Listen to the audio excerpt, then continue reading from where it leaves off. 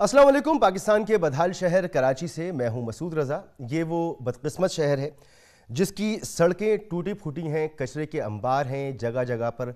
यहाँ पर कुत्तों की भरमार है। यहाँ पर कोई मामला ऐसा नहीं है जिस पर आप नज़र उठाएं और आपको बेहतरीन या अच्छी सूरत हाल नज़र आए। इस शहर में गुज़िश्ता 2008 से 2022 तक पाकिस्तान पीपल्स पार्टी की गवर्नमेंट है और इस दौरान सिर्फ एक बल्दियाती इलेक्शन हुआ 2015 के आखिर में और 2020 में ये बल्दियाती हुकूमतें ख़त्म हो गईं। बाकी तमाम दौर जो है इसमें सिंध गवर्नमेंट ने एडमिनिस्ट्रेटर तैनात किए, कमिश्नर्स के ज़रिए काम करवाया और तमाम बल्दियाती नज़्म व नस्क पाकिस्तान पीपल्स पार्टी के हाथ में रहा। लेकिन सूरत हाल ये है कि कराची में ना तो ट्रांसपोर्ट के मंसूबे हैं, ना कचरा उठाने का सही निज़ाम है, नहीं और पब्लिक सहूलियात की जो चीज़ें होनी चाहिए, बल्दियाती निज़ाम में जो चीज़ें आती हैं उनका कोई हाल अच्छा है। नतीजा ये है कि कराची दुनिया के 10 नाकाबिल रिहाइश शहरों में शामिल है। रोड एक्सीडेंट्स का यह हाल है कि दुनिया में 6ठे नंबर पर यह शहर आता है। तकरीबन 30,000 के करीब यहाँ पर रोड एक्सीडेंट्स होते हैं। सेफ सिटी ये शहर आज तक नहीं बन सका। अनगिनत मसाइल हैं और इनके जवाबात हम हर रोज़ तलाश करने की कोशिश करते हैं।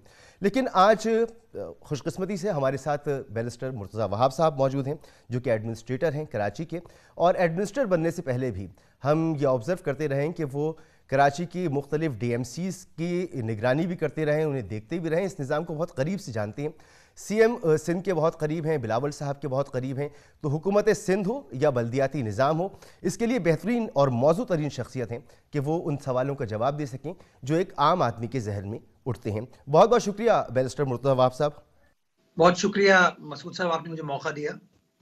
मुर्तज़ा साहब, सबसे पहले तो हमें यह बताएं कि एक तवील अरसे से आपकी गवर्नमेंट यहाँ पर मौजूद है, लेकिन कराची जैसे बड़े शहर में हमें फुटपाथ कहीं देखने को नहीं मिलते। हम घर से निकलते हैं तो हम सड़क पर ही चलते हैं, चाहे गाड़ी पर हों या पैदल हों। तो क्या वजह है कि आपके नज़दीक, आपकी गवर्नमेंट के नज़दीक इसकी कोई अहमियत नहीं है? बुनियादी चीज़ है शहरी सहूलियात के लिए। मसूद साहब, आपने अपनी इब्तिदाइया में जो बात कही वो बहुत हद तक दुरुस्त है कि अनगिनत मसाइल हैं कराची शहर के। अनफॉर्चुनेटली जिस तरीके से मामलात को इस शहर में रिजॉल्व होने की ज़रूरत थी उस तरीके से ये मामलात रिजॉल्व नहीं हुए। कराची का जो सबसे बड़ा इशू था मसूद साहब, जिसकी वजह से मैं समझता हूँ हर हुकूमत की प्रायोरिटी जो है वो डेवलपमेंट से ज़्यादा फायर फाइटिंग थी, और वो था कराची का लॉ एंड ऑर्डर सिचुएशन, जो कि मैं समझता हूँ 80s 90s में खराबी उसकी स्टार्ट हुई और वो कोई 2013-14 तक जारी सारी रही। और उसके बाद आपने देखा कि तमाम स्टेक होल्डर्स साथ बैठे और साथ बैठने के बाद एक मुनज़्ज़म प्लान बनाया गया कराची की लॉ एंड ऑर्डर सिचुएशन को बेहतर बनाने के लिए। और फिर आपने देखा कि वो सिचुएशन जहां पर दिन में 30-40 लोगों की जानें जाती थी, टारगेट किलिंग थी, टेररिज्म के ऑफेंसेस थे, आज अल्हम्दुलिल्लाह वो situation under control I. Law and order situation को, जो बड़े ऑफेंसेस हैं उसको काबू पा लिया है, जो छोटे आपके स्ट्रीट क्राइम वगैरह के ऑफेंसेस हैं वो आज भी एक प्रॉब्लम है कराची शहर में। 2015-16 में मैं समझता हूं आप ये जो टेररिज्म के टारगेट किलिंग के जो ऑफेंसेस थे आपने इसके ऊपर काबू पाया और उसके बाद हुकूमत जो है उसने डेवलपमेंट फोकस होना शुरू किया और डेवलपमेंट के प्रोजेक्ट्स को प्रायोरिटाइज किया। 2016 के बाद मसूद, अगर आप कराची शहर के अंदर ऑफ लेट देखेंगे, जितने भी तरक्याती काम हुए हैं जिसके अंदर नई सड़कें हों, फ्लाईओवर्स हो, अंडरपासेस हो, सिग्नल फ्री कॉरिडोर्स हो, पार्कों की मुरम्मत हो, इन तमाम चीज़ों को प्रायोरिटाइज किया गया। और मैं समझता हूँ 2016 के बाद बहुत सारे ऐसे एरियाज हैं जहां पर चीज़ों को बहुत बेहतर बना लिया गया। कचरा और ट्रांसपोर्ट, ये दो ऐसे इशूज हैं जहां पे मैं समझता हूँ हुकूमत उस तरीके से कामयाब नहीं हो पाई। ट्रांसपोर्ट के लिए मैं बार बार बरमला कहता हूं कि मैं समझता हूं कि शायद जिस तरीके से हमें काम करने की जरूरत थी हम काम नहीं कर पाए। जो वफाकी हुकूमत से हमें सपोर्ट हासिल होनी चाहिए थी कराची सर्किल रेलवे के हवाले से, वो हमें नहीं मिली। But having said that, transport एक ऐसा मसला है जिसको हम रिजॉल्व नहीं कर पाए। इस नई गवर्नमेंट में आने के बाद 2018 के बाद सिंध गवर्नमेंट ने नई बसेस की प्रोक्योरमेंट का एक प्रोसेस स्टार्ट किया। और मसूद, मुझे आज ये खुशी होती है बताते हुए कि वो माजी के गुनाह धोने का सिलसिला स्टार्ट हो चुका है। हमने 250 नई बसेस का ऑर्डर प्लेस कर दिया है, पेमेंट उसकी हो चुकी है और इंशाल्लाह इस महीने के आखिर में 31 जनवरी तक उसकी पहली ट्रांच को सप्लाई होना था। कुछ चाइनीज हॉलीडेज की वजह से डिले हुआ है। गालिबन मिड फरवरी तक इंशाल्लाह कराची के अंदर पहली ट्रांच या पहली सप्लाई उन बसेस की आ जाएगी। कचरे का जो हमारा इशू था मसूद साहब, उसके अंदर थोड़ा सा बदकिस्मती के साथ चूंकि कराची बाइफरकेटेड है, कंटोनमेंट बोर्ड में, डीएमसीज में, वफाकी कंट्रोल्ड एरियाज के अंदर, तो उसकी वजह से कचरे का इशू उस तरीके से रिजॉल्व नहीं हो पाया जिस तरीके से रिजॉल्व होना था। लेकिन मैं समझता हूं अब कचरे की सिचुएशन में ओवरऑल शहर के अंदर खातिर खा बेहतरी आ रही है। डिस्ट्रिक्ट सेंट्रल वो वाहिद एरिया है जहां पर हमें अभी प्रॉब्लम का सामना है। मैं इन पर एक एक करके आता हूं, रिजॉल्व करने की इन तमाम मामलों पर मैं चाहता हूं आपकी मौजूदगी का फायदा उठाऊं। फुटपाथ की जो मैंने बात की, अब अगर आप कहते हैं कि 2014 से हालात बेहतर हो गए, मेरे ख्याल में तो जब दहशतगर्दी भी थी, बदअमनी भी थी, उस वक्त भी ये इदारे तो अपना काम करते थे, तनख्वाहें तो आप दिया करते थे। बहरहाल उस वक्त भी फुटपाथ घिरे हुए थे। 2014 के बाद से आज भी फुटपाथ घिरे हुए हैं। नतीजा ये है कि रोड एक्सीडेंट हो रहे हैं। कोई फोकस आपका नजर नहीं आता कि आप फुटपाथ खाली कराएं। किसी भी इलाके में चले जाएं, दुकानें अपने शटर से निकलकर फुटपाथ से होकर सड़क तक आ चुकी हैं, लेकिन कोई पूछने वाला नहीं है। नहीं मसूद, बिल्कुल पूछने वाले हैं। देखिए, थोड़ा सा हमें एज अ सोसाइटी चीजों को अब समझने की जरूरत है। मैं मिसाल आपको तारिक रोड की दूंगा, मैं मिसाल आपको ज़ैनब मार्केट के एरिया की दूंगा, मैं आपको मिसाल लियाकताबाद की देता हूँ। ये तीन डिफरेंट डिस्ट्रिक्ट्स की मैंने बात कर ली। इन तीनों जगहों पे आप देखेंगे फुटपाथ के ऊपर सॉफ्ट इंक्रोचमेंट है, दुकानदार आ जाते हैं, ठेले वाले आ जाते हैं। इनको जब वहां से हटाया जाता है, 2-3 रोज के लिए चीज साफ होती है, उसके बाद ये वापस आ जाते हैं। बुनियादी मसला मसूद ये है कि जब तक इनको मुतबादिल फराहम नहीं होगा, ये लोग परमानेंटली वहां से डिस्प्लेस नहीं होंगे। उसी सिटी सेंटर में, उसी कमर्शियल एरिया के बीच में हमें यूं भी देखना होगा कि कानून होता है, एक तरीका होता है किसी चीज को रन करने का। शहर में आप किस शहर में ये इजाजत दे सकते हैं कि किसी भी इलाके से कोई शख्स उठकर आए और वो आकर एक वहां पर किसी भी जगह पर एक ठेला लगा ले, एक केबिन लगा ले, सड़क पे बैठ जाए, रास्ते बंद कर दे? ये कहां इजाजत हो सकती है? मसूद, ये गलत है। मैं अग्री करता हूं आपकी बात से, लेकिन ये बिगाड़ पिछले 2-3-4-5 साल का नहीं है।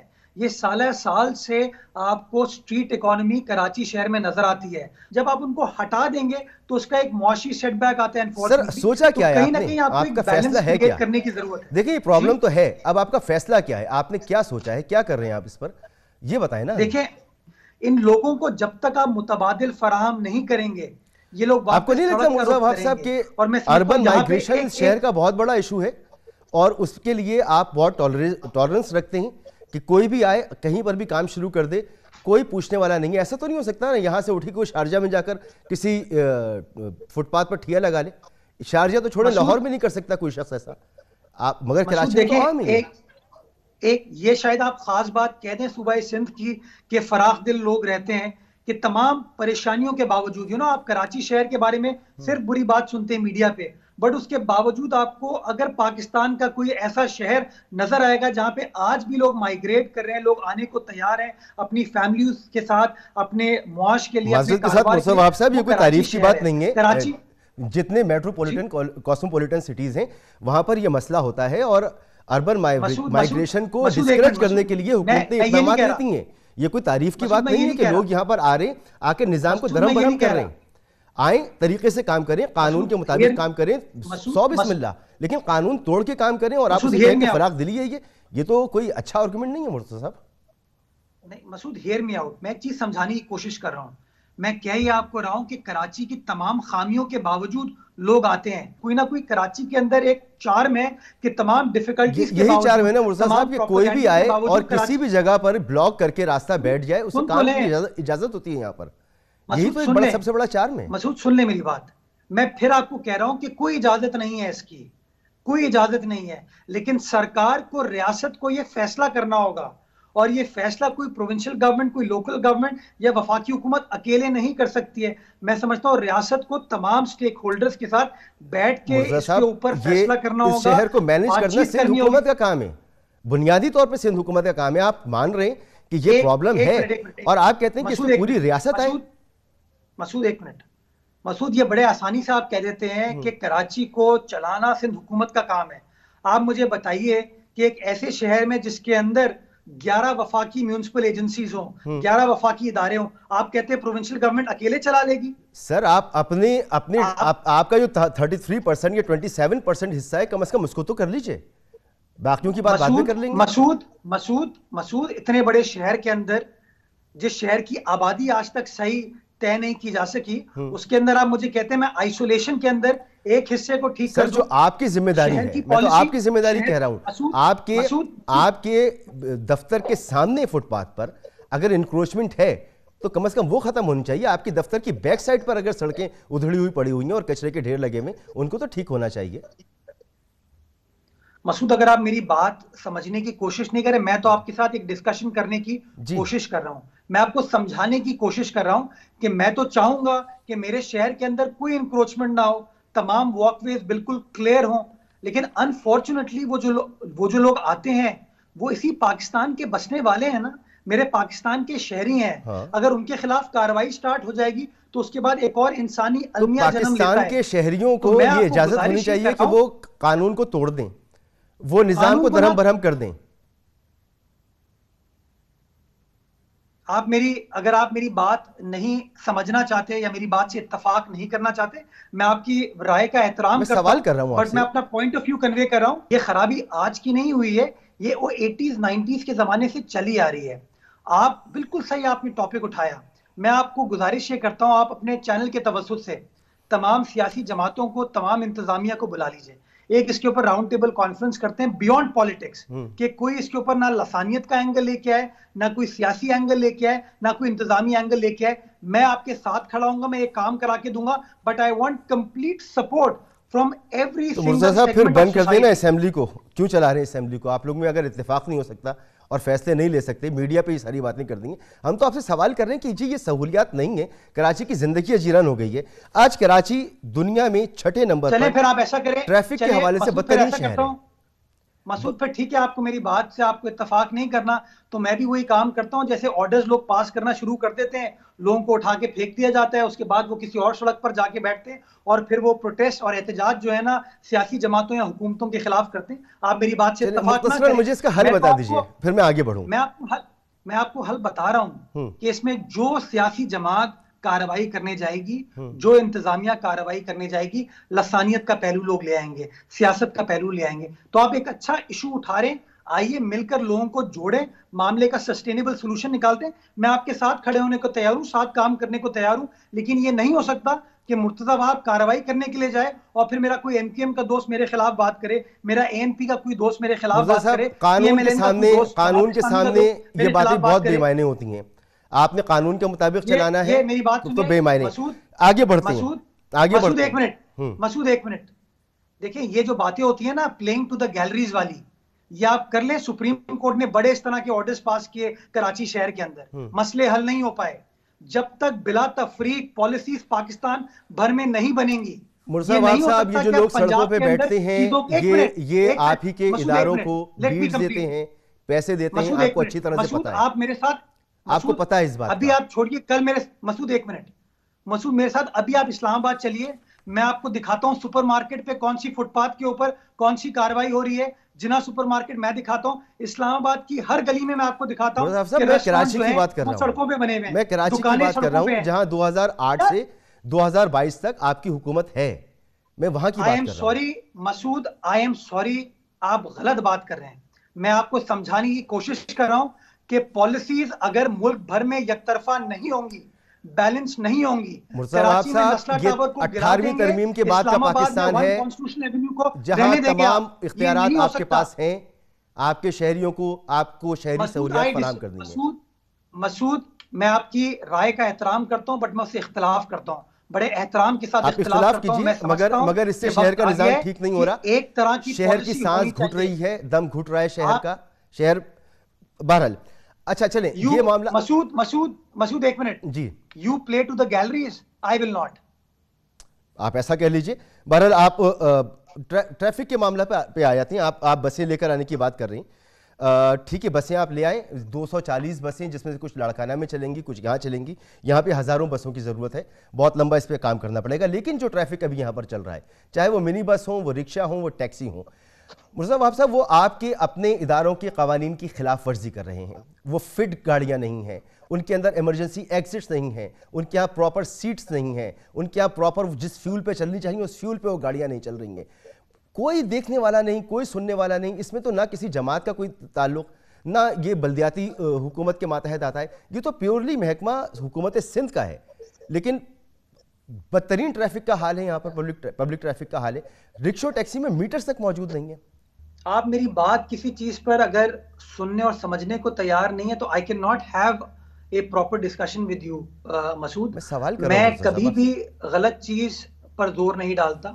मैं समझता हूँ इंसान को गलतियों से सीखते हुए, गलतियों को समझते हुए उसका अजाला करने की कोशिश करने की जरूरत है। लेकिन अगर आप सिर्फ माजी में रहेंगे और माजी पर ही मैं हाल की, मुस्तकबिल की, इस वक्त की बात कर रहा हूँ मुर्तज़ा साहब। इस वक्त जो ट्रैफिक चल रहा है, जो ट्रैफिक चल रहा है वो आपकी अपनी कवानीन के खिलाफ चल रहा है। मसूद, इसमें कोई दूसरी राय नहीं है। खराबियां हैं, खराबियां हैं, लेकिन जब आप किसी चीज के ऊपर सोल्यूशन ओरिएंटेड डिस्कशन करने को तैयार ही नहीं है। अब मैं आपसे अगर ये कहूं कि कराची सर्कुलर रेलवे, जो कि कराची जैसे कॉस्मोपॉलिटन शहर की, पाकिस्तान के इंडस्ट्रियल कमर्शियल कैपिटल की बेसिक रिक्वायरमेंट है, जो 1970s में चलता था। अभी मैं उस ट्रैफिक की बात कर रहा हूं जो सर्कुलर रेलवे कंप्लीट होने के बाद भी कराची की सड़कों पे चलेगा। रिक्शा टैक्सी जरूरत रहेगी, मिनी बस जरूरत रहेगी। ये गाड़ियां अनफिट चल रही हैं। मैं सिर्फ ये अर्ज कर रहा हूं कि ये गाड़ियां अनफिट चल रही हैं, इसका जिम्मेदार कौन है? आप कितनी ग्रीन लाइन बना लें, ब्लू लाइन बना लें, सर्कुलर रेलवे बना लें, ये गाड़ियां तो चलेंगी ना, फिर भी ये अनफिट क्यों चल रही हैं? मसूद, आप मेरी बात ही नहीं सुनना चाहते। आप बोलते रहे, मैं सुनूंगा बड़े एहतराम के साथ। सर, मैं सर्कुलर रेलवे का सवाल नहीं कर रहा ना, मैं तो मिनी बस रिक्शा टैक्सी का सवाल आपसे कर रहा हूं कि ये जो गाड़ियां चल रही हैं ये अनफिट क्यों हैं? आप अगर मेरी बात नहीं सुनना चाहते, अब मैं क्या कहूं आपको? अगर आप मुझे कंप्लीट करने देंगे, लोग रिक्शा टैक्सी में क्यों सफर करते हैं? इसलिए सफर करते हैं कि मास ट्रांजिट का निजाम इस शहर में नहीं है। वो मास ट्रांजिट का निजाम किसने खत्म किया? कराची सर्कुलर रेलवे जो कराची शहर में चलती थी। देखिए मुर्तज़ा साहब, फिर आप मुझे कहेंगे मैं टोक रहा हूं। देखिए आप दूसरी तरफ मामले को लेके जा रहे हैं। दुबई में मास ट्रांजिट भी है पाकिस्तान का, लेकिन बस और टैक्सी भी चलती है। पूरे यूरोप में ट्यूब्स भी चलती हैं, ट्रेन भी चलती हैं, ट्राम भी चलती हैं, मगर रिक्शा टैक्सी भी चलती हैं और बसेस भी चलती हैं। चाहे आप कितनी ही मास ट्रांजिट के मंसूबे लिए हैं, रिक्शा टैक्सी और मिनी बसेस को खत्म नहीं कर सकते। वो आज भी चल रही हैं, आगे भी चलेंगी। मेरा सवाल सिर्फ ये कि ये अनफिट क्यों है जो चल रही हैं, इसकी इजाजत क्यों दी हुई है आपने? मसूद, आप चलें सब कुछ बंद कर देते हैं। मैं समझता हूँ शहर को बंद कर देना चाहिए। ना इस शहर में कंस्ट्रक्शन होनी चाहिए, ना इस शहर के अंदर कोई और काम होना चाहिए, बिकॉज आपने फैसला कर लिया है कि ये शहर ठीक नहीं चल रहा। आप अकॉर्डिंग टू लॉ चलाएं ना, आप बंद क्यों कर रहे हैं? अकॉर्डिंग टू लॉ चलाने की बात कर रहे हैं आपसे हम। आप कानून को बेहतर समझते हैं। आप जैसे लोगों ने इस तरह का प्रोपेगेंडा कर करके आज कराची की कंस्ट्रक्शन इंडस्ट्री को बंद करा दिया है। नस्ला टावर जैसे वाकयात। अब आप जातियात पर आ रहे हैं। मैंने क्या किया? मैंने कब बंद करा दी भाई यहाँ की कंस्ट्रक्शन इंडस्ट्री? आप बसें सही नहीं चला पा रहे, आप रिक्शे टैक्सी सही से नहीं चला पा रहे, अपने कानून के मुताबिक नहीं चला पा रहे। आप मुझ पर इल्जाम लगा रहे हैं कि मैंने बंद करवा दिया। मसूद, आज आपका प्रोग्राम बड़ा हिट होगा, बड़ी रेटिंग्स आपकी हाई होंगी, आपका पर्पस सर्व हो गया।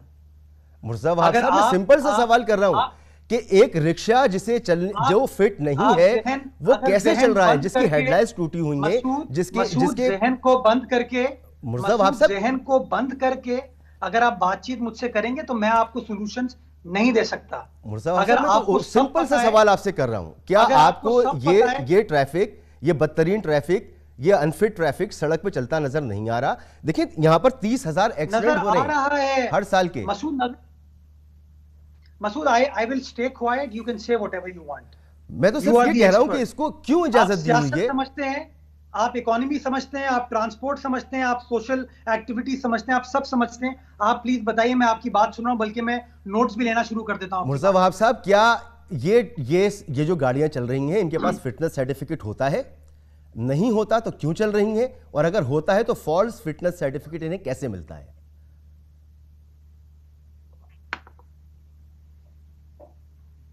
मुर्तज़ा साहब, ये बदतरीन ट्रैफिक कैसे चल रहा है, इसकी इजाजत क्यों है? मसूद साहब, अगर आप मेरी बात नहीं सुनना चाहते, जी सुनाइए, मैं खामोश हूं, अब आप सुनाइए। मसूद साहब, देखें, जो माजी की खामियां हैं, उन खामियों को आप एक दिन में इनकलाब के जरिए हल नहीं कर सकते। आपने जो बातें की हैं वो दुरुस्त हैं। ट्रैफिक का निज़ाम खराब है, फिटनेस इन गाड़ियों की नहीं होती है, चल रही हैं। ये जो पब्लिक ट्रांसपोर्ट खराब है, इसकी वजह है क्योंकि लोगों के पास मुतबादिल अवेलेबल नहीं है, इसलिए वो खराब गाड़ियां भी चलती हैं, खराब रिक्शाएं भी चलती हैं, चिंचियां भी चलती हैं। उसके बाद मैं सवाल ये उठाना चाहता हूं कि लाहौर जिसकी आबादी कराची के मुकाबले में आधी है, वो अपनी ऑरेंज लाइन के ऊपर जब काम करता है, वहां की सूबाई हुकूमत काम करती है, तो फेडरल गवर्नमेंट जो है फौरी तौर पर उसकी सॉवरेन गारंटी इशू करती है ताकि उस काम को तेजी से हंगामी बुनियादों पर मुकम्मल किया जा सके और लाहौर के अंदर लोगों को एक फर्स्ट क्लास ट्रांसपोर्ट की फैसिलिटी मिल सके। जब सूबाई सिंध का वजीर आला वही रिलीफ, वही फैसिलिटी मांगता है वफाकी हुकूमत से, चूंकि कराची सर्कुलर रेलवे भी 2016 दिसंबर के अंदर सीपैक का हिस्सा बन गया था, तो 2016 से लेके आज तक उसकी सॉवरेन गारंटी नहीं देते। मुर्तज़ा भाई, ये ज्यादतियां अगर होती है ना सिंध हुकूमत के साथ, मैं बिल्कुल मानता हूं नहीं होनी चाहिए अगर आप ऐसा समझते हैं, लेकिन मैं तो बहुत निचले लेवल की बात कर रहा हूं, मैं तो एक आम आदमी की बात कर रहा हूं। मैं फिर आपसे कह रहा हूं कि अगर मैं 4 रिक्शे खरीदूं और उनका फिटनेस सर्टिफिकेट ना लूं तो मुझे ना ट्रैफिक पुलिस रोकेगी, और अगर फिटनेस सर्टिफिकेट मुझे चाहिए तो फॉल्स दे लूं और वो लाके चला दूं। अगर आप मुझे पाबंद कर देंगे कि मसूद साहब इसकी स्पेसिफिकेशंस ये हैं, इसी तरह की गाड़ियां आपने खरीदनी है वरना सड़क पे नहीं चलेंगी, तो मैं मजबूरन सही गाड़ी लेकर आऊंगा और उसे चलाऊंगा। ये कानून की अमलदारी का मामला है, ये कोई सियासी मामला नहीं है। मैंने बिल्कुल सियासी बात नहीं की और मैंने कतई तौर पर यह नहीं कहा कि आप सियासी बात कर रहे हैं। मैंने आपको प्रॉब्लम समझाने की कोशिश की। जब तक मुतबादिल नहीं आएगा आप उन पुरानी बसेस को रिप्लेस नहीं कर सकते, और इसलिए मैंने इब्तिदाइया में आपको गुजारिश की थी, ठीक है, मैंने इब्तिदाइया में गुजारिश की थी आपको कि नई बसेस कराची शहर के लिए लाई जा रही हैं, जिसका पहली ट्रांच जो है 250 बसेस की, जिसमें से 240 कराची शहर में चलेंगी, वो उसकी पेमेंट कर दी गई है, ऑर्डर्स प्लेस कर दिए गए, वो आ जाएंगी। 25,000 बसों की जरूरत है शहर में, 240 आप 15 साल के बाद 15 साल जब आपके हो रहे होंगे तो आप मंगा लेंगे। और ये जो एग्जिस्टिंग सिस्टम है जो चल रहा है, ये जैसा नाकिस नाकारा है वैसे ही चलता रहेगा। फिटनेस का महकमा जो है वो ठीक नहीं होगा, तो ये इस पर हम सब्र कर लें। एक ब्रेक मुझे लेने दें, ब्रेक के बाद मजीद बात करते हैं। प्रोग्राम में आपको एक बार फिर खुशामदीद। कराची का बहुत बड़ा मसला कचरा है और इस कचरे के लिए सिंध हुकूमत ने solid waste management Sindh board तश्कील दिया था और इस बोर्ड ने काम किया। कराची का तकरीबन 70% से ज़्यादा हिस्सा अब ये कवर कर रहा है। और सूरत हाल ये है कि जब ये बोर्ड जिसने काम शुरू किया था तो हमने विज़िट किया इसके ऑफिस को, तो हमें बताया गया कि बाकायदा मॉनिटर किया जाएगा, जो डस्टबिन रखे होंगे उसके अंदर चिप्स लगी होंगी, जब उसमें कचरा नहीं होगा तो हेड ऑफिस में लगी स्क्रीनों पर उसका कलर ग्रीन नज़र आ रहा होगा, जब वो भरने वाला होगा तो ऑरेंज हो जाएगा, जब भर जाएगा तो उसका कलर रेड हो जाएगा और फिर उसे लिफ्ट करवा लिया जाएगा। इसी तरह गार्बेज ट्रांसफ़र स्टेशंस बनेंगे और फिर जो डंपिंग साइट्स हैं उन्हें साइंटिफिक उसूलों पर बनाया जाएगा। लेकिन बदकिस्मती से अब तक ऐसा कुछ भी नहीं हुआ। हद यह है कि कराची में जो सॉलिड वेस्ट मैनेजमेंट के डब्बे हैं, जो कचरे के डब्बे हैं, डस्टबिन हैं, उन्हें रखने की प्रॉपर जगह कोई पॉलिसी हमें नज़र नहीं आती। मुर्ज़ा साहब, आपने देखा होगा शहर में कभी ये डब्बे सड़क पर होते हैं, कभी फुटपाथ पर होते हैं, कभी साइड रोड पर होते हैं, कभी उन्होंने रास्ता बंद किया होता है, कभी कभी तो मेन होल जो खुले होते हैं उनको रोकने के लिए, यानी उधर कोई हादसा ना हो जाए उसके सामने इनको रख दिया जाता है, कभी उल्टे होते हैं, धुलाई जैसे इनकी होती नहीं है। तो सारी बातें भी छोड़कर सिर्फ मुझे ये बताएं कि ये डस्टबिन रखने की पॉलिसी क्या है सिंध हुकूमत की, कि ये रखे कहाँ जाएंगे? मसूद, आप मुझसे सवाल क्यों पूछ रहे हैं जब अपनी राय आपने खुद ही इब्तिदाइया में दे दी है? मैं तो अपनी ऑब्जर्वेशन के साथ सवाल कर रहा हूं मुर्ज़ा साहब। नहीं, मुझे बड़ी हैरत हो रही है कि पहले अपनी राय आप फॉर्म कर लेते हैं, आवाम को बता देते हैं कि सिचुएशन तो इतनी खराब है, और फिर आप मुझे कहते हैं कि मैं जरा आके इसका जवाब दे दूं। मैं दिखा भी रहा हूं लोगों को इन्फॉर्म करना चाहते हैं, मैं समझ जी, मैं दिखा भी रहा हूं। जी मसूद साहब, आप सब कुछ दिखा सकते हैं। किसी दिन आप मुझे कहेंगे तो मैं भी फिर बहुत सारी चीजें दिखा दूंगा। इसको छोड़ दीजिए। आप अगर आप ऑब्जेक्टिवली मुझसे बात करना चाहते हैं, आपको दिखानी चाहिए साहब, दिखाएं। अगर आप इस तरीके से स्टार्टिंग में आप इब्तिदाइया में कह देंगे चीजें बड़ी बुरी हैं, कयामत आ चुकी है, सब कुछ बुरा हो चुका है, तो उसके बाद आप कैसे एक्सपेक्ट कर सकते हैं मुझे बात करूं? देखिए, क्या शारा फैसल के ऊपर ये डब्बे साइड लेन पे नहीं रखे हुए सड़क के ऊपर? मसूद मेरी बात सुने जी। क्या आपका काम नहीं है कि आप ऑब्जेक्टिवली बात करें? सर, मैं ऑब्जेक्टिवली बात कर रहा हूं। मैं तो आपको पॉइंट आउट कर रहा हूं कि ये इन्वायरमेंटल हैजर्ड है शहर के लिए। जो इदारा अपने डस्टबिन प्रॉपर तरीके से नहीं रख सकता। Masood, are you a party to this? भाई, मैं शहरी हूं, मैं बिल्कुल पार्टी हूं। बीइंग अ शहरी, I am a party. Being a शहरी, I am a party. Masood, are you an anchor? आज आपके प्रोग्राम की रेटिंग बहुत बढ़ेगी। मुर्तज़ा साहब, मैं सिंपल सा एक सवाल कह रहा हूं कि ये डस्टबिन रखने की कोई प्रॉपर पॉलिसी है? मेरा एतराज है मसूद, मेरा एतराज है आपके सवाल पूछने के तरीके पे। अच्छा, बड़े एहतराम के साथ। चले मैं दोबारा सवाल करता हूं बड़ी एहतराम के साथ। मुर्तज़ा वहाब साहब, ये Sindh solid waste management board के जो डस्टबिन हैं, इनको रखने की कोई पॉलिसी है कि कहाँ रखे जाएंगे और इनके रखे जाने के बाद क्या नहीं होना चाहिए? मसूद साहब, अगर आप इस तरीके से सवाल करेंगे तो मैं फिर आई एम वेरी सॉरी, मतलब मुझे आज बड़ा अफसोस हो रहा है जिस तरीके से आप एक्ट कर रहे हैं। मुझे ऑब्जेक्टिविटी नजर नहीं आ रही इसके अंदर, मुझे कोई बैलेंस नजर नहीं आ रहा। मुझे नजर ये आ रहा है कि आपने अपनी राय फॉर्म की हुई है और आप उस राय को मुसल्लत करने की कोशिश कर रहे हैं। आप अपनी राय से मेरी राय को डिफीट दे दीजिए। तो आप मुझे बात करने देंगे तो मैं बात करूंगा। प्लीज। बात करने दे रहे हैं आप मुझे? प्लीज प्लीज, मैं सुन रहा हूं। अच्छा, मैं आपसे, आपने अपने इब्तिदाइया में एक बड़ा फैक्चुअल बात की कि 70% कराची अब सिंध सॉलिड वेस्ट के कंट्रोल में। ये 70% की आपके पास परसेंटेज कहां से आई? किस तरह कहा आपने ये 70%? मैं गलत होऊंगा तो आप ठीक कर दीजिए, आप बता दीजिए कितने नहीं मुझे है। सर, अब मैं आपको करेक्ट, मैंने आपकी अभी साइट देखी और उसमें कोरंगी नहीं है। कैसे कह दिया आपने? दो जिले नहीं है, बाकी तो सारे के सारे जिले हैं ना इसमें शामिल। इसके अंदर कंटोनमेंट एरियाज हैं क्या सॉलिड वेस्ट के पास? मुर्तज़ा वहाब साहब, मैं बात कर रहा हूं उस कराची की जो बल्दियाती निजाम के मातहत आता है। मुर्तज़ा वहाब साहब प्लीज। मसूद, कंटोनमेंट एरियाज भी बल्दियाती निजाम के तहत चलते हैं, वहां पर भी बल्दियाती नुमाइंदे होते हैं। अब मैंने आपकी चूंकि गलती पकड़ी है तो डिफेंसिव होने की नहीं, मैं डिफेंसिव बिल्कुल नहीं हो रहा। कंटोनमेंट एरिया का बहुत अच्छा हाल है, छोड़ दें। कंटोनमेंट एरिया का बहुत अच्छा हाल है, जो आपके मातहत इलाके हैं वहां का बुरा हाल है। आप किसी दिन मेरे साथ अपने बुक्स की ऐनक निकाल लीजिएगा और मैं आपके साथ आपको चीजें दिखा दूंगा। मुर्तज़ा वहाब साहब, मैंने कोई ऐसा लफ्ज इस्तेमाल नहीं किया, तासुब, बोझ, आप जैसे लोग, ऐसा कोई लफ्ज इस्तेमाल नहीं किया। आप गुस्सा कर रहे हैं और आप मेरे मुतालिक ऐसे अल्फाज इस्तेमाल कर रहे हैं। आप इस वक्त गुस्से में। मसूद, आप अपने घर से निकलिएगा, बल्कि अपने दफ्तर से भी निकलिएगा और आप गुलिस्तान जोहर जाइएगा और गुलिस्तान जोहर में जोहर चुरंगी पे कचरा पड़ा हुआ देखिएगा और फिर मुझे बताइएगा वो किसका एरिया है। अपने घर से आप अपने घर से छोड़ देना, अपना बता दीजिए। मैं आपसे सवाल कर रहा हूं, प्लीज फॉर गॉड सेक, मैं आपसे सवाल कर रहा हूं कि ये जो डस्टबिन रखने की पॉलिसी है ये क्या है? आप जब पब्लिक को गलत आदादो शुमार कहेंगे, अरे मुर्तज़ा वहाब साहब, आप बता दीजिए ना क्या ठीक है? आप बैठे हुए ना, आप बता दीजिए। मैं फैक्चुअली गलत हूं, अगर मुझसे कोई फिगर गलत है आप उसे ठीक कर दें। मगर इससे तो इनकार नहीं कर सकते ना कि डस्टबिन रखने की कोई पॉलिसी नजर नहीं आ रही है। मसूद, मैं तो बता दिया कि आपने जो बात कही थी वो गलत है। आप ना माने, मैं जहां मेरी गलती होती है मैं इसको एक्सेप्ट करता हूं। अच्छा, मुझे सिंपल सा सवाल कर रहा हूं कि ये डस्टबिन रखने की पॉलिसी क्या है? सिंपल सा सवाल है। डस्टबिन रखने की पॉलिसी है कि डस्टबिन रखे जाने चाहिए और डस्टबिन वहां मौजूद होने चाहिए। उन डस्टबिन को क्लियर करना चाहिए।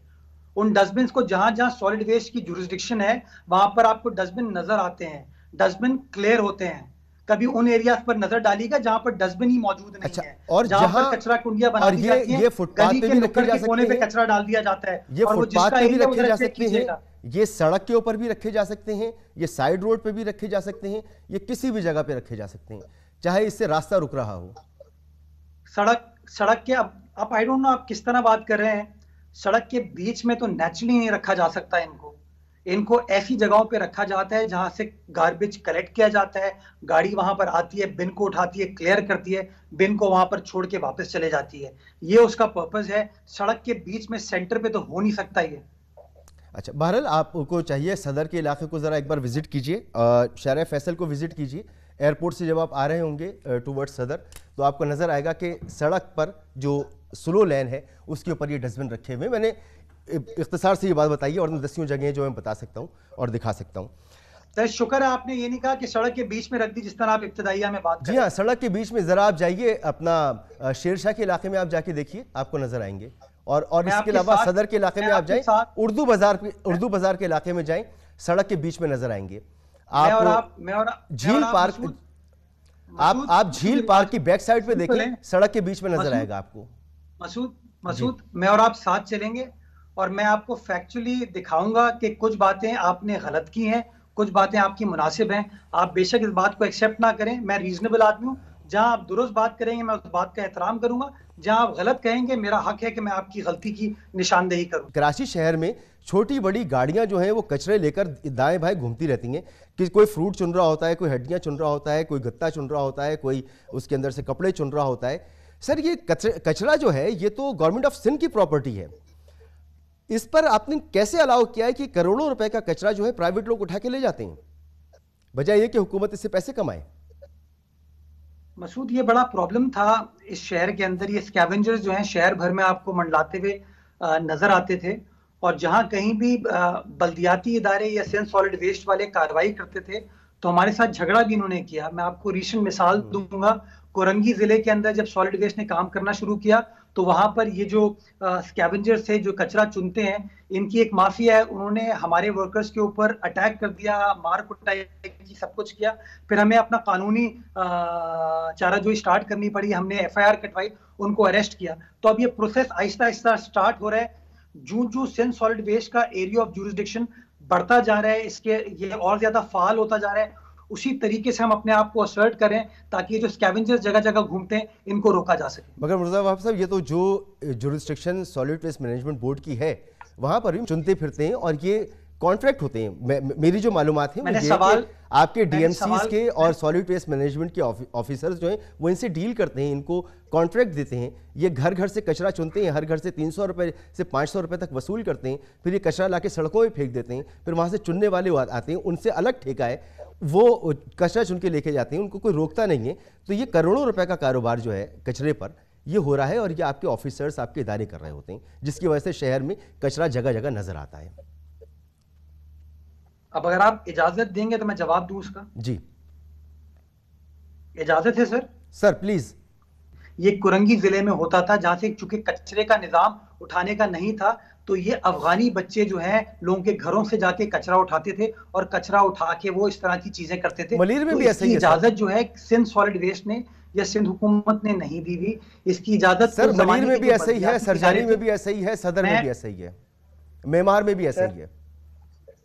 सर मुझे कुछ नहीं पता सर, आपको ज्यादा पता है। मैं खामोश हो जाता हूं क्योंकि आप बिल्कुल आज मुझे लग रहा है आप सुनने के मूड में नहीं है। नहीं, मैं तो करेक्ट कर रहा हूं कि ये सिर्फ सेंट्रल का मसला नहीं है, पूरी कराची का मसला है।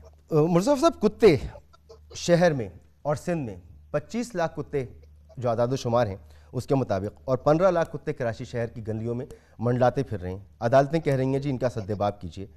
सद्देबाब इनका नहीं हो रहा। सैकड़ों लोगों को शिकायत है, डरते हैं लोग इन कुत्तों से, लेकिन ये कुत्ते हर जगह मंडला रहे हैं। क्या मसला है आपके साथ, आखिर क्यों इनको खत्म नहीं करते? कुत्तों को जहां पर मारने का ताल्लुक है, इसमें डिफरेंस ऑफ ओपिनियन है। कुछ लोग कहते हैं कि कुत्तों को मार दिया जाए और कुछ लोग कहते हैं कि नहीं, इनको मारना नहीं चाहिए, न्यूट्रिंग की तरफ हमें जाना चाहिए। तो हुकूमत क्या कहती है सर? छोड़ने सबको, हुकूमत क्या कहती है? जो रेबीज कंट्रोल प्रोग्राम है आपका और जो ये वाला जो प्रोग्राम है ये तो बिल्कुल इनिशियल उस पर है।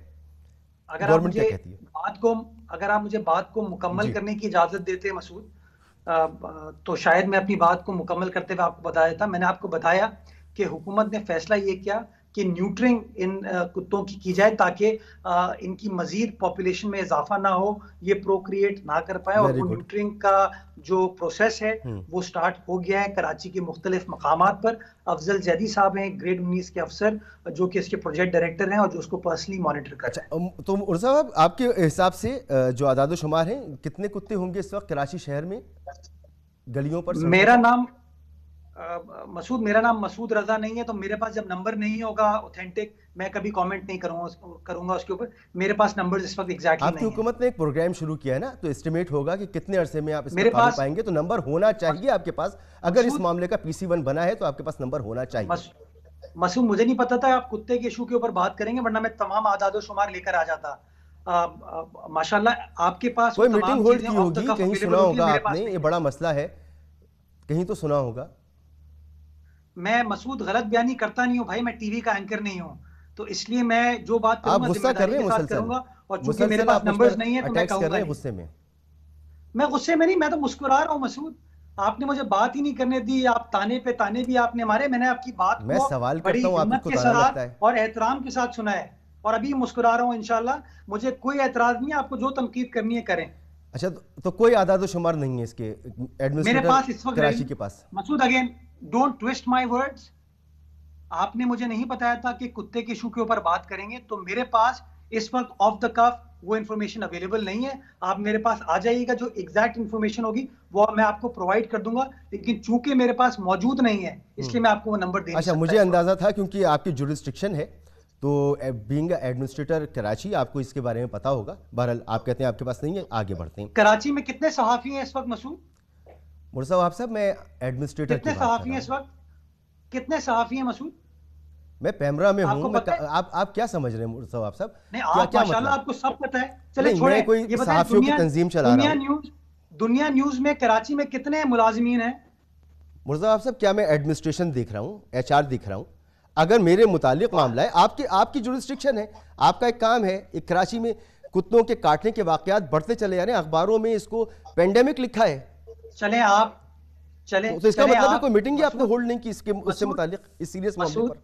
मसूद मसूद इसका मतलब है कि आप तनकीद के जितने निश्तर मुझ पर बहाना चाहें आप बहा लें, लेकिन मैं अगर जवाब में कोई चीज कहता हूं तो आपके पास उसका डिफेंस अवेलेबल है। मुर्सा अगर साहब, आपके मैं पास कोई आपसे इंफॉर्मेशन नहीं आपके है, काम के मुतालिक सवाल कर रहा हूँ, आप बार बार चले मुझे। आगे मसूद। बहरहाल आपके पास मसूद जवाब आगे नहीं है बढ़ इसका, रहे हम हैं आगे बढ़ते हैं। आज आज आज मसूद आप रेटिंग्स बनाने के मूड में हैं, कोई एजुकेटेड मुर्सा साहब, मैं कन्वर्सेशन आपसे करने के सिंपल मूड में सवालात नहीं कर है। रहा तो हूँ। देखिए, मैं आपसे सिंपल सवालात कर रहा हाँ हूँ, पूछिए, ठीक है? मसूद पूछिए पूछिए। अच्छा चले, आप मालिक हैं, माइक आपके हाथ में, टीवी की रिकॉर्डिंग आपके हाथ में है, आप मालिक हैं इस मुर्जा वक्त। साहब आप बोले ना, मैंने कब आपको रोका है? आपसे सवाल कर रहा हूँ, जवाब दे दीजिए आप।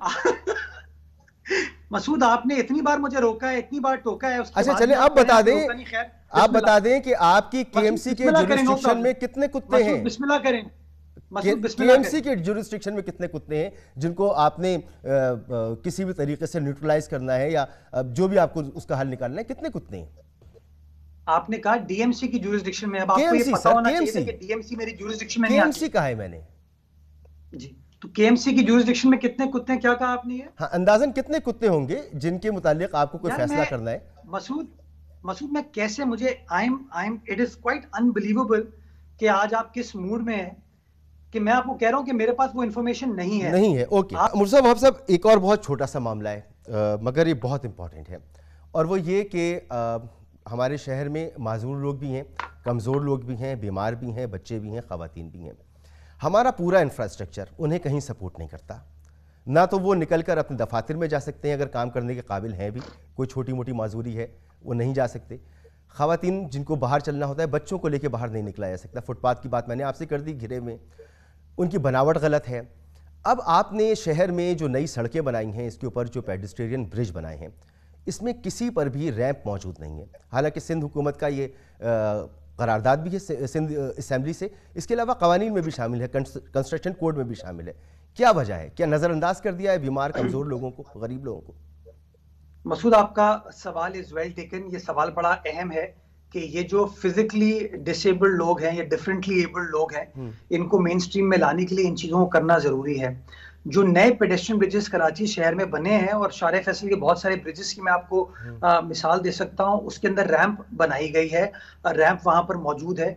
जो पुराने स्टील के पेडेस्ट्रियन ब्रिजेस बनाए गए थे, जो पुराने हैं, उसके अंदर स्टेयर है, वहां पर अभी तक रैंप माजरत नहीं के है। साथ मैं बड़ी जिम्मेदारी से ये बात कह रहा हूँ। आपका क्वेश्चन से मैं इत्तेफाक करता हूँ, उनको मेन स्ट्रीम पे लाने की जरूरत है, लेकिन ये कहना कि कहीं पे वो है नहीं, उससे मैंने इख्तिलाफ किया।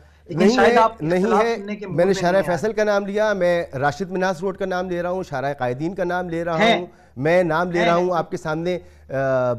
इसके अलावा और जहाँ जहाँ मैंने देखा है, राशिद मिनास रोड से आप आगे चले जाएं, नहीं मिलेगा आपको। 10 नए पेडेस्ट्रियन ब्रिजेस हम अभी बना रहे हैं, उन 10 के अंदर इंशाल्लाह रैंप होगी। चलें। और ये जो पहले से बने हुए हैं जिनमें आप नहीं बना पाए, ये किस सोच के तहत बन गए, कानून के खिलाफ कैसे बन गए? उसके लिए अब सारे मैंने नहीं बनाए या मेरी हुकूमत ने नहीं बनाए, बहुत सारे पहले के भी बने हुए हैं, बट जो भी है उनके अंदर ऑल्टरेशन करने की जरूरत है, इस मामले को रिजॉल्व करने की जरूरत है, and let's find via media जिसके अंदर इस मामले को रिजॉल्व किया जा सके। एक ब्रेक मुझे लेने दें, ब्रेक के बाद मजीद बात करते हैं। जी मुर्जा वहाब साहब, ये इंक्रोचमेंट यानी जिसकी मर्जी हो, जिसका बड़ा कारोबार है, छोटा कारोबार है, वो इंक्रोच करके बैठ जाता है। तो इंक्रोचमेंट, एंटी इंक्रोचमेंट डिपार्टमेंट तो आपके पास है ना, इन लोगों को सड़क घेरने का या हॉस्पिटल्स को सड़क घेरने का की इजाज़त क्यों है? कोई इख्तियार नहीं है, तो ये कोई घेरे क्यों इजाजत बैठे नहीं है, हुए हैं? गलत है, ये नहीं होना चाहिए। ठीक है। मुर्तज़ा साहब, एक और बड़ा अहम मसला कि पूरे शहर में केबल्स, इंटरनेट्स के वायर जो हैं वो बुरी तरह से फैले हुए हैं। इनके लिए होना तो ये चाहिए कि ट्रेंचेस बननी चाहिए, और इनके वो पैसे कमाते हैं इससे, इस पर भी हुकूमत कोई काम नहीं कर रही। मसूद, अगेन आपने अपने सवाल में कह दिया हुकूमत कोई काम नहीं कर रही, आपको ज्यादा पता नज़र है। नहीं आ रहा, आप लेकिन बता दें मैं किया तो। शहरियों को बताना चाहूंगा, मैं सुन जी लीजिए। जी। हमने केबल वायर्स को ग्राउंड करने का एक प्रोसेस स्टार्ट किया। कराची शहर में जहां जहां नई सड़कें, मेन शाहराहें हमने बनाई है, वहां पर उनके डक्ट्स डाले गए थे, और उन मेन शाहराहों पे आपको उस तरीके से केबल्स नजर नहीं आती। और आपका ये सवाल जायज है, इस तरह इनको नहीं होना चाहिए, और उनको ठीक करने के लिए हमने काम स्टार्ट कर दिया, और ये पिछले 3-4 महीने में ये प्रोसेस स्टार्ट हुआ। अच्छा मुर्तज़ा साहब, एक और सवाल कर लेने दीजिए, माजरत मैं इसके अच्छा, और बाद। सवाल? हाँ, देखिए हमारे शहर में फायर ब्रिगेड का जो हाल है सो है, वफाक से आ भी गए। एम्बुलेंस का बहुत बुरा हाल है। खैराती एम्बुलेंस हैं जो ईद ही की या छिपा की चलती हैं, वो टेक्निकली किसी भी लिहाज से एम्बुलेंस कहलाने के काबिल नहीं है। क्यों हुकूमत सिंध ने इनको ये इजाज़त दी है कि आप एक ऐसी गाड़ियाँ चलाएं जिसके अंदर ना पैरामेडिक्स हो, ना ऑक्सीजन हो, ना कोई पढ़ा लिखा स्टाफ हो? यानी उसमें आप लाश को तो इधर से उधर लेके जा सकते हैं, मरीज को आप लेके जा रहे हैं ऐसी चीज़ में। अगर आप इन्हें पाबंद कर दें कि जी इस चीज़ का नाम एम्बुलेंस है, ये स्पेसिफिकेशंस होती हैं एम्बुलेंस की, ये लेकर आएँ, शहर में चलाएं, कोई मसला नहीं, मगर ऐसी गाड़ियाँ ना चलाएं जिन्हें एम्बुलेंस नहीं कहा जा सकता, ये आप क्यों नहीं करते हैं? मसूद, अगेन मुतबादिल इज द इशू। ऑल्टरनेट जब तक नहीं होगा, इसमें दिक्कत आएगी। सिंध गवर्नमेंट अभी एक एम्बुलेंस सर्विस चला रही है अमन फाउंडेशन के ताउन के साथ। उसकी फंडिंग गवर्नमेंट ऑफ सिंध करती है। 68 एम्बुलेंसेस कराची शहर में, और तकरीबन कोई 20 एम्बुलेंस हैं जो ठट्टा सजावल के दरमियान चलती हैं। 100 एम्बुलेंसेस का नेटवर्क है जो मौजूदा, और ये प्रॉपरली फुली इक्विप्ड एम्बुलेंसेस हैं, स्टेट ऑफ द आर्ट, जो कि चलाई जा रही हैं। मजीद 250 एम्बुलेंसेस प्रोक्योर करने का प्रोसेस सिंध गवर्नमेंट ने स्टार्ट कर लिया है। वो प्रोक्योरमेंट गालिबन अगले 3 से 4 महीने में मुकम्मल कर ली जाएगी। एक बार आपके पास वो मुतबादिल आ जाएगा तो मैं समझता हूँ हुकूमत ज्यादा स्ट्रॉन्ग तरीके से फिर इस तरह की जो प्राइवेट सेक्टर की या सिविल सोसाइटी जो एम्बुलेंसेस चला रही है उनको फिर बावर करा सकती है कि अगर आपको ऑपरेट करना है तो ऑपरेट आप इन हुदूद में रहते हुए करेंगे, अदरवाइज आप नहीं करेंगे। तो एक बार हमारे पास वो मुतबादिल नेटवर्क प्रॉपर्ली इंस्टॉल हो जाए तो मैं समझता हूँ आपका क्वेश्चन इज वेल फाउंडेड। उसको हमें असर्ट करके इस चीज को रेगुलेट करने की जरूरत है, but it will take about 3 to 4 months, ताकि वो जो नया फ्लीट है फुली इक्विप्ड, तकरीबन 238 टू बी एग्जैक्ट, नई एम्बुलेंसेस का, वो कराची शहर में आ जाए। चलिए शुक्र अल्हम्दुलिल्लाह। मैं कह सकता हूँ कि मैं एक सही सहाफ़ी हूँ, आपसे एक सही सवाल कर लिया इतनी देर में मैंने। बहुत बहुत शुक्रिया मुर्तज़ा साहब, आपने वक्त दिया और लाइटर नोट मैंने ये गुफ्तगू की है। बहुत बहुत शुक्रिया, आपने खुले दिल के साथ जवाब दिए। और ये मसाइल हैं बड़े, इसमें तल्ख सवालात करने भी पड़ते हैं। कई जगह पे मुर्तज़ा साहब कुछ नाराज़ भी हुए, मुख्तबर कुछ बातें भी उन्होंने की। बहरहाल मैं बिल्कुल दिल पे नहीं लेता। जिन मुश्किल हालात में वो काम कर रहे हैं और जिन मुश्किल हालात से हम कराची में ज़िंदगी गुजार रहे हैं, इसका हल ज़रूर निकलना चाहिए। इजाज़त दीजिए, अल्लाह हाफ़िज़।